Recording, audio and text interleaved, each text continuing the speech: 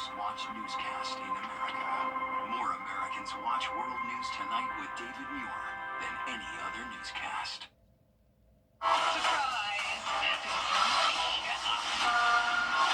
have a contagious passenger. Is she okay? Is he hurting? This cannot be happening. We are warming up even more tomorrow, along with some clouds moving in and higher humidity. That's good news. The more moisture we have, the lower chance of some fires spreading. And as we go into the weekend, we'll finally get some beneficial rain to help with our drought. I'll have all the details coming up. Now at 7, 6 months after Hurricane Helene hit, the CSRA, local organizations gathering to discuss the damage the storm left behind and the resources available to those impacted. Plus, a burn ban remains in effect for South Carolina. What officials say the consequences are if you're caught not complying with the ban. And South Carolina lawmakers meeting to discuss a bill aimed at improving the understanding and handling of people with autism by law enforcement and emergency medical personnel. Your News at 7 starts now. Live from Television Park, this is WJBF News Channel 6 at 7. Good evening, I'm Bria Smith. Thank you for joining us. 6 months ago today, the Garden City experienced the tragic impact of Hurricane Helene. This afternoon, several of those impacted took part in Augusta Strong Town Hall. I spoke with them to hear their concerns in the storm's aftermath. It was like a dream. But not the kind of dream you hope for. It was the kind you'd want to wake up from. Like, what do we do next? And then our grandson came through there climbing over trees and bricks and mud and everything else to help us out. We had to crawl out of our house. It's stories like Rebecca Jenkins and several others throughout the CSRA that gave people a chance to share how the hurricane impacted them at the Augusta Strong Town Hall. Our town hall, Remember Me, Augusta Strong, is affording each and every citizen of Augusta or this region to voice their concerns to the constituents as the people are making decisions about the emergency funding or about the FEMA funding, the funding that's available for us and to us. Charlotte Garnes is one of the event leaders and the executive director of the nonprofit Reinforce. Instead of people making decisions for us, why not be in the room for yourself as a community, as someone who's been impacted by the storm, to share what your needs are and how their voice in DC and in Atlanta can be heard. We're spending money out of our pockets to survive. Her goal is to help make resources easily available to those who need them, like Ms. Jenkins and her family. We were blessed to get a place at the Hyatt Hotel. And we had a kitchen, a little small kitchenette. It was a stove, so we were able to cook. The CBDG grant is going on, is available, and we'll also have the accessibility for a survey because we do want to hear from you all. On April 8th, another meeting will be held to discuss similar topics. And for more information on grant applications or how to contact Reinforce, you can visit our website at WJBF.com. Augusta leaders making plans to bring storm debris cleanup to an end. Debris piles remain across Augusta, even as the city will pause pickup this weekend until after the tournament. The city is finishing the second and final pass for residents, but there has been discussion of whether one more is needed. City leaders saying there needs to be clear strategy for ending debris removal. There's some that are saying, oh, well, there's going to be a third pass. Then some that might be saying, no, this is it. That's where we need to be consistent. We need to be on that same page and say, look, this is it. This is going to be it. This will be final. Some residents in the hardest hit areas still have storm debris piles in front of their homes. They say Augusta should continue pickups until the job is finished. In Columbia County, leaders say they completed the final pass for storm debris cleanup. In a Facebook post, County Manager Scott Johnson said that they completed this by the 180-day mark, which means FEMA would reimburse 75% of the cost, while Governor Kemp would cover the other 25%. Over the course of the past 180 days, the county says that they picked up 4 million yards of storm debris. A statewide burn ban is still in effect in South Carolina. South Carolina issued 2 separate burn bans in March, something the State Forestry Commission says is rare.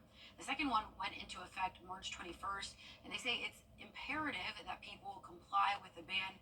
Plus, there are consequences for those who don't. But you can be cited and even jailed for violating a burn ban. And if the fire were to get out of control as quickly as it absolutely can right now, and you damage other people's property, harm someone else, or forbid someone else loses their life, you also have to deal with the penalties that are the results of that, including civil penalty. Fire officials say the burn ban will remain in effect until winds die down and the state gets enough rain to lower fire risks. It's time now for our first check of the forecast with Chief Meteorologist Jenna Petrosci. Jenna? Well, Bria, we are seeing some of those fires registered here on our map in the CSRA, all very small fires, but in the upstate around Greenville and the border of North Carolina, we do have some bigger fires still ongoing, especially around Table Rock. That's where nearly 5,000 acres have burned, and you can see that smoke here on our Terry Lambert Hyundai Skyview cam. This is right along the border of North Carolina and South Carolina. They've been dealing with some very hazy conditions in the upstate today.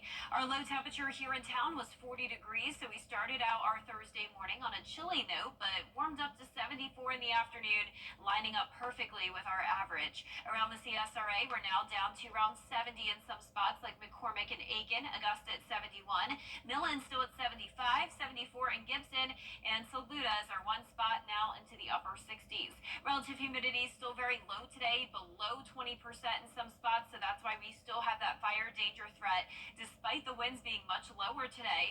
Sustained winds are coming out of the southeast, only up to around 5 to 7 miles per hour, and the gusts aren't that much higher than that, really not even up to 10 at this time. So definitely much later than yesterday due to this high pressure in control. We're seeing more clouds come in from the west now, so by tomorrow evening, we will have partly cloudy skies. But for the rest of this evening, mostly clear with temperatures down into the middle 50s by 11 p.m. And looking ahead, you can see we're warming into the lower 80s tomorrow. Low 80s will be with us as we go into the start of April. And as for the rain, we're finally going to see a pretty high chance of that to help with our drought on Sunday. But unfortunately, the rain chances also include some storms possible on Sunday and a severe weather threat on Monday. I'll have all the details on that coming up shortly, but back to you, Bria. All right, Jenna, thank you. 2 people are dead after a murder-suicide in North Augusta. It happened just before 10 this morning on Walnut Court. Investigators say the homeowner, 71-year-old Keith Jones, was found with a self-inflicted gunshot wound. His girlfriend, 67-year-old Kathy Heydrich, was found in the kitchen with a gunshot wound. Both were pronounced dead on the scene. An autopsy will be completed on Heydrich tomorrow in Newberry. Burt County has a new fire station to better serve the community. Engine Company 5 is ready to open. It's located in Girard at the intersection of Highway 23 and Brigham Avenue. That's about 20 miles from Waynesboro. The new fire station has 4 emergency vehicle bays and took 1 year to build. There's a new proposal in South Carolina to help better train officers on how to interact with those on the spectrum. Caroline Yaffa takes a look at the impact the bill would have. The College of Georgia has been awarded to a There's a new proposal in South Carolina to help better train officers on how to interact with those on the spectrum. Caroline Yaffa takes a look at the impact the bill would have. If passed, this bill would create a required training course and new protocol for law enforcement and emergency medical personnel. Lawmakers say the focus is improving how law enforcement deals with those individuals on the spectrum. Without training, we cannot protect our loved ones like my son. We cannot protect our officers, our first responders. Layla Luna has a nonverbal 16-year-old son named Rio. She says one evening she and Rio were pulled over by law enforcement and Rio became violent. Luna says Rio was overstimulated by the police lights and sirens. I have a huge scar on my wrist because of it. I had to hold him in order to keep him from running out into the streets. She says if an officer had the right resources, he would have been able to interact positively with Rio. For example, the officer could have provided Rio with images and words that he could point to or headphones to lower the noise of the sirens. This is something that is so imperative for safety. And also, we want to protect our first responders. Imagine they dedicate their whole entire life to serving the people. In 1 second, they can make that wrong decision. J.J. Jones, who is the executive director of the South Carolina Police Chiefs Association, says they are still working on details about cost. But it's important that law enforcement can give the best possible service to everyone, including those on the spectrum. Law enforcement in South Carolina understands the need. We have to help the kids on the spectrum, and we got to figure out a way to get this information out of every single police officer, even the new ones. And maybe through this process we can do that and help save one life. Last year, another bill was passed that would let families buy license plates indicating there's an individual with autism inside the vehicle. In Columbia, I'm Caroline Yaffa. A doctor at the Dental College of Georgia has been awarded to a grant continue to research on the connection between gum disease and Alzheimer's. The $2.8 million competitive grant was awarded to Dr. Raina El Sayed by the National Institute of Aging. According to the Alzheimer's Association, nearly 7 million Americans are living with the disease, and by 2050, that number is projected to reach almost 13 million. Dr. El Sayed explains how she thinks their research will impact those in the future. If we treat the root cause from the beginning, if we are able to raise awareness in Alzheimer's patients or in the early stages or elderly patients or the whole population in general to take care of their teeth and do the maintenance visits and the routine visits, dental visits, we can eliminate the problem, maybe. The team has been researching this cause and effect for the past 3 years, and this grant will allow them to continue the research for the next 5. Coming up, President Trump's tariffs on car imports sparking fears of higher car prices and supply chain disruptions, while global trade partners weigh how to respond. That story next. Hey there, Georgia. I'm John. Well, the long stretch ahead of some very warm temperatures as we head into the new month, and also some above average rain chances are expected. I'll have that full Viper 6 forecast right after this break. Years ago, I lost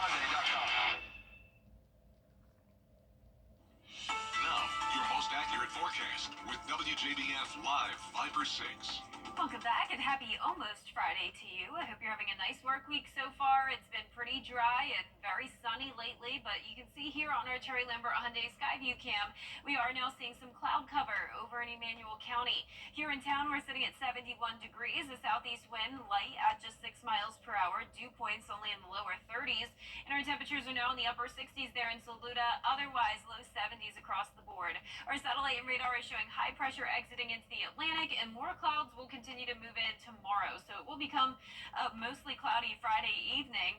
But notice the rain is still well to our south and west around the Gulf Coast here, impacting southeastern Texas with a lot of heavy rain and storms, and that will continue to sit over that area, bringing the chance of flooding rain throughout the next couple of days. But that'll be good news because notice they are in an exceptional drought across San Antonio, and for our neck of the woods, we're still in a moderate drought as well. This is the latest drought monitor. Now for us, we're not going to see much rainfall over the next couple of days, but there in Texas, there is a moderate risk of flooding around Corpus Christi. Now for our Friday, we're starting out in the mid 40s and then we're climbing into the upper 70s by 2 p.m., low 80s for our afternoon highs, and we'll continue to see those lower 80s as we go into the new month. Average high is still 74, and that's exactly where we were today. But from here on out, it's going to be very, very warm along with higher humidity. This is good news because it will help with the threat of fire danger as dew points are climbing into the 50s tomorrow, and then we'll see some upper 60s by Monday. And once we start to get that high when it comes to our dew points, we do have the chance of some storms and even severe weather. Monday will be the day for us to watch. 80% chance of rain with that severe weather threat. On Sunday, there will also be some storms, but not expecting them to get strong.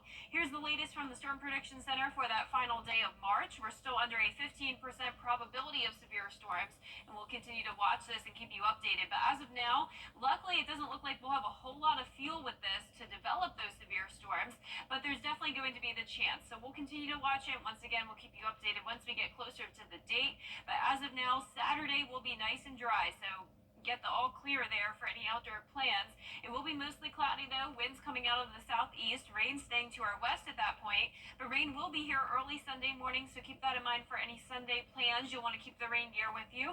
Once again, we could have some weak storms there. But then this is the area that we're watching. That's the cold front that could bring us the strong to severe storms starting early Monday afternoon and then continuing into the evening. This is 3 o'clock on Monday, storms right across Augusta. Of course, the timing will continue to change on this, but that's what we're expecting as of now. So definitely an active day on Monday. Lows tonight will be in the upper 40s, and then our highs tomorrow will be in the low 80s. Here's a look at your 10-day forecast. You can see we're going to have the high rain chances Sunday and Monday, followed by sunshine on Tuesday. Then we'll keep some isolated rain chances in the forecast for the first week of April. And temperatures are really warming up big time, 87 next Saturday. So getting awfully close to 90 already, Bria. Well, I'm already starting to feel those warm temperatures. I think today was the first day I turned my AC all the way up. Yeah, and it's been warm for all this week now, so thank you, Jenna. Alrighty, well, a live look now at the Martinsville Speedway in Virginia, where the stage is set for this weekend's NASCAR's race. Coming up, what makes the paperclip track stand out? That story next.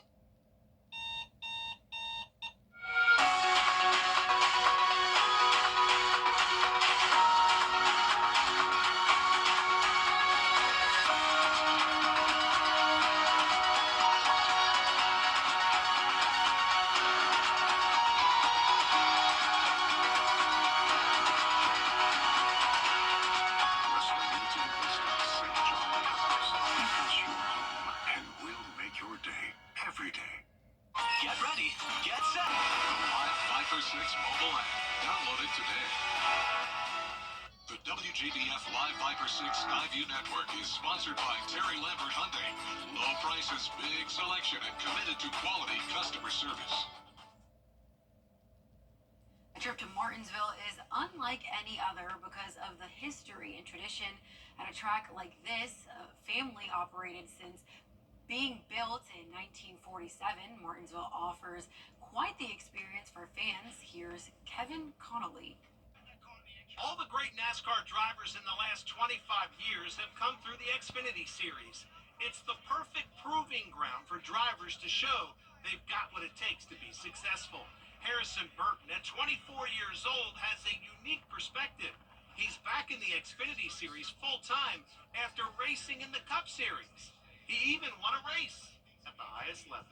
You know, I think the first year of the Next Gen car, they had 19 different winners. There's really no other racing series where you have that many competitive drivers and race teams. And when you're running 15th in the Cup Series, you're most likely racing a Cup champion in front of you, and then there's a guy that's won 25 races behind you, and so it's just a shark pool in that series. And having been a part of that, bringing that back to the Xfinity level has been a really big beneficial thing for me. Burton is full-time in the 25 car this season. His career needed a reset.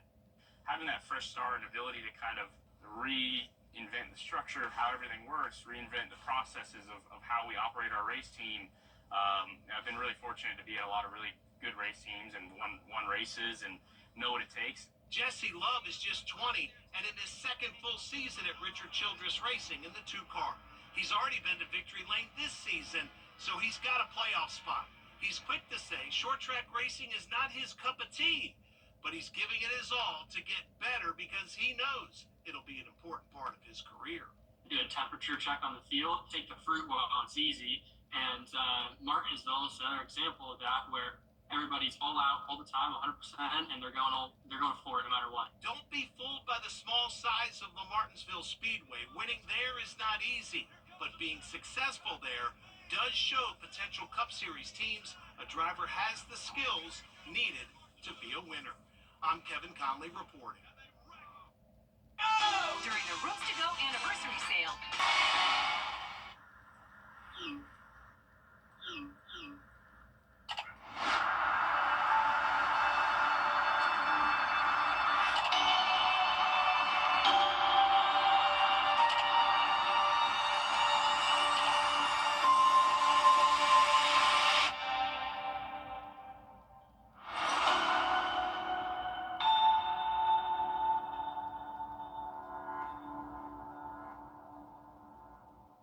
If you always wanted a king-size mattress, sale. unauthorized visitor last night, but it turns out he was easy to track down. That's an armed officer carrying the young boy after he slipped through a fence. The U.S. Secret Service says officers saw the boy get through the fence and make his way onto the north lawn. Officials say they caught up with the child and quickly reunited him with his parents. Wow, glad he's okay. That's I know. crazy. I know they weren't expecting that. No. He probably wasn't either. I saw it this morning on my Instagram. I was like, wow. Oh, really? He's Yeah, got that's a cool story. quick feet, huh?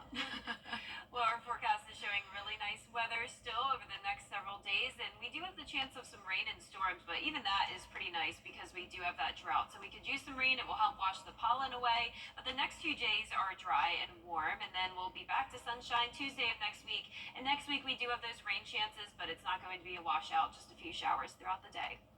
Ready for the rain to take the pollen away, Oh, Jenna. I know, it's been so bad. So that'll definitely help Sunday and Monday. Absolutely looking forward to it. Well, that's all for now. Our next news is coming up at 10 on UTV. Entertainment Tonight is next. Have a great night.